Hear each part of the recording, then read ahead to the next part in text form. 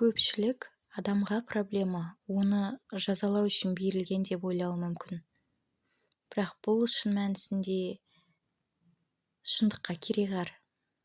Себебі проблеманың берілгеннің ең басты мақсаты ол адамға бір нәрсені үйрету, өте құнды сабақты үйрету.